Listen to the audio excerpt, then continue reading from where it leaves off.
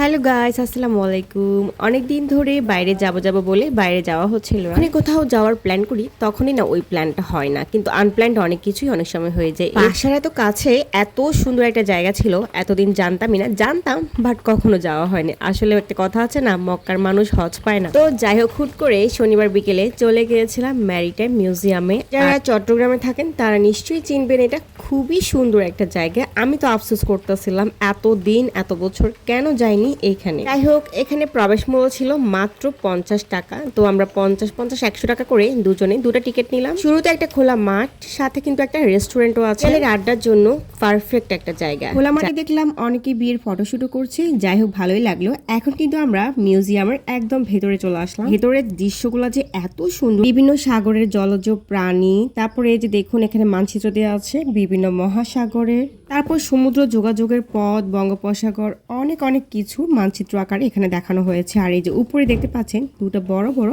Dolphin দেখা যাচ্ছে। বাচ্চারা কিন্তু খুবই এনজয় করবে ভিতরের এই দৃশ্যগুলো দেখে। এই যে এখানে কিন্তু শামুক ঝিনুকের ছবি দেওয়া আছে, আর একুরিয়ামের মাছগুলো খুবই সুন্দর ছিল। আমার বাচ্চারা খুব এনজয় করছে। গ্রামের মানুষ যারা এখনো জানি তারা কিন্তু একবার হলেও এই জায়গাটা ঘুরে আসবেন, অনেক ভালো লাগবে আশা করছি। সবাই ভালো থাকবেন, সুস্থ থাকবেন। আজকের মতো এখানে বিদায়, আল্লাহ হাফেজ।